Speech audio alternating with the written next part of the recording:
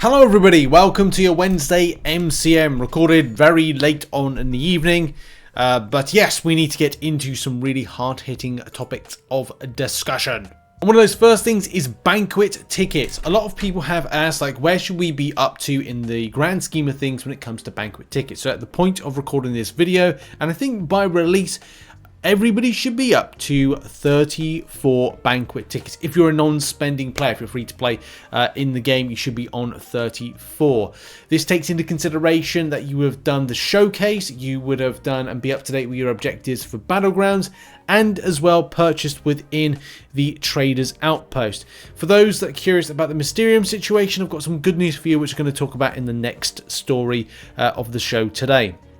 But of course, make sure to go and pick up your Banquet Tickets because it's important for the process to get them. There is a really helpful thread which I'll put in the link in the description, which indeed are tracking as we go.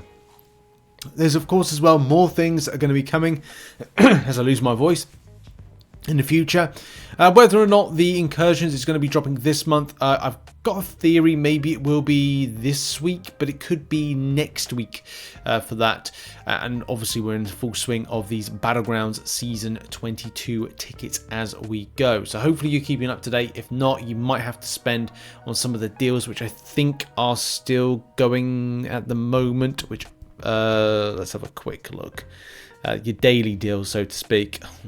I tell you what, now I'm doing the same thing where I'm clicking on screen and nothing is working. It's terrible when you want to get things to work like this. Is it here with the deals? Is it down here? Is it somewhere? It might be somewhere. It's in a location. Everything's in a location. Oh, I think I just found them. Yes, they are still there. Honestly, it's either my device is broken or I've got some problem with my digits of when I kind of click on things like nothing. I must have burnt my fingertips or something. Anyway, that's that for clarification. Now onto the missing Mysterium situation. If you saw the video on Monday, we covered that people were low on their Mysterium. Many players have talked about this, but we actually have a kind of a clear response on the matter, a really positive one for the missing amount of them. So, member of Kabam did say, if I can get this zoomed in better for you, it was a mix-up in the rewards tuning, starting with Quest 2. You'll be getting 33,750 Mysterium on the path of the remaining quests. Do bear in mind, if that does drop, look after your totals, because as you know, if you get too many or too much Mysterium, you will go over and it will be lost. So be very careful about the volume of Mysterium. Buy things in the store as you will. 27,000 per week plus 6,750 per week to make up for what was missing week 1. So that gives you a bit of an idea that it will be coming back in volume. It will be dropping in future quests, Quest 2, which of course drops on Wednesday, which we'll be doing some coverage here on the channel. So look out for kind of coverage of that, and of course a reminder on the Mysterium situation. And now we're going to end the show with a little bit of like returning back to the AI situation with it, because I want to kind of like, there's like a last kind of little chat from Kabam Crash, which I think is really good. And you know, respect to Kabam Crash for coming out and having this chat, because you know, in the past, and I'm nothing against like the previous community managers, you know, different, like, you know, Kabam Crash is like top pay grade. We're talking here. It's not like community managers. You know, he's top whack. You know, he doesn't have to come in to answer this stuff. A lot of the people in the past would not come and answer. You know, so having, as I said, it's refreshing to at least get answers here. So he says, of course, he's not taking it as a personal attack, which is cool. I think that's the best way to be humble. Take the, you know, what players have to say about this game. The info DNA has shared in the thread is important, not because everybody needs to know how the AI works, but because I think players should know what we actually talking about when we say AI fixing. It isn't because it's not broken, it's just different. In a rhythm fighting game, different is a problem. Players learned one thing, now it's at least some case another, and it was not intentional change that's caused this discrepancy. If we could simply set the AI to work like it did 2 years ago, we would, but we can't. And as I said, I gave the example about Tekken 8. Tekken in general is and other games, other fighting games, are the pinnacle of decent AI. Whether or not that is this recent big kind of trend of ghost AI. If I remember, I will put in the description how Tekken 8 is described for this ghost AI, and how it's kind of more humanized in its way of kind of dissecting you as a player. Now, is that something that can fundamentally be put in game? Yes, especially when you're looking at how a defender would read your pattern of play. It would be more against, oh, I'd see that player is kind of like hitting block a lot because maybe they're less skilled, and it adapts, and then it's fair. But then in this case, because Kabam don't say, hey everybody in the community, here's the code, here's how we do it, here's how this and that, you just don't really get that kind of like, well, I understand what's going on.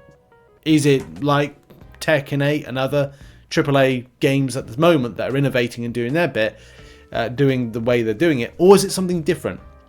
And we just don't know. So it's good to get more clarity from Kabam on how they do stuff. And just to be clear, DNA basically said this already, but I want to reiterate, the AI doesn't know what a parry is. It doesn't know what a dex is. It doesn't know what an intercept is. So we can't just tell it light intercept less, because it doesn't know what that means. It's a weighted random number generator that is happening to roll light attack at the moment, and it needs to intercept you.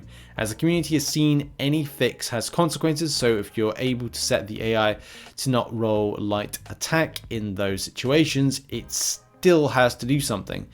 And what that something is might end up being even more frustrating. Again, this is, I mean, it's basically saying exactly what against what would be good from saying having that humanized ghost AI. The ghost AI, by the way, to kind of further explain it, is, yeah, it's kind of like copying you as a human. It's a ghost of you. It's not My Chemical Romance song, but in a nutshell, it is. At least, as we said, it brings a humanizing and fair element to the way that the AI plays. It mimics you to your performance. It's like saying, you know, the way that a low skilled player will play the game, it replicate. If you're a high skilled player, it will kind of try to replicate your pattern of play. It's like MSD would go against MSD when it comes to the level of AI defenders or the opponent you'd face off against. A mid-level skilled example of a defender would face against me. I'm not the, you know, top end of skill level. I'm certainly not rubbish at the game. I'm just slap bang in the middle. You know, very low skilled, new to the player game will get that treatment of AI. But you know, this game doesn't function that same way. So of course, Kabam have got to do whatever they can do with the tech and what they can streamline to make enjoyable and fair and challenging. There's been a group that have been working to address these issues already for months. We aren't taking it lightly, but I want to be reasonable about expectations here. We are committed to resolving these issues, but it's probable the hardest thing to fix that the team has ever had faced, because the system we are working with wasn't designed with any real intention for those situations that are very relevant to the modern MCOC experience. But again, it's like the fight experience, the fight gaming experience, and I know Kabam must feel,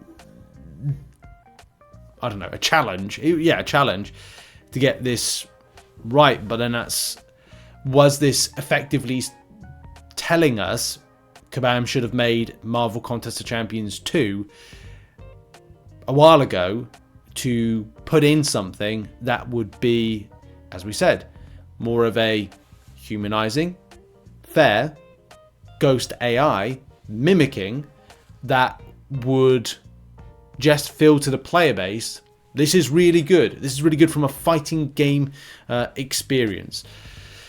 But of course, that's, you know, it's a standard perspective, and hindsight's a beautiful thing, because it's the difference between this being more of a frustrating thing for years to come, and we sit back in about 5 years time and go, do you know what, this game died at this particular point because of this lack of attention to detail and I don't know, overview of this, of how we could have seen something good with the game, how it could have been, Kabam could innovate the same way that other AAA fighting games have.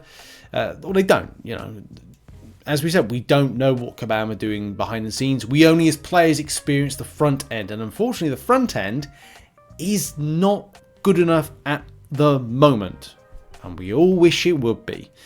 I don't know everyone's thoughts on the situation with the AI, whether or not you kind of feel like... and there's plenty of kind of like, I don't know, discourse with how people are kind of like interpreting stuff, because... yeah, I know Kabam are up against it, and it's just tough from like a player perspective of what they see, and also what they get frustrated with. Of course, have your final say on the situation of AI. That has been the MCN for today. Check out some other content located on screen. I'll see you all soon. Have a lovely day, and goodbye.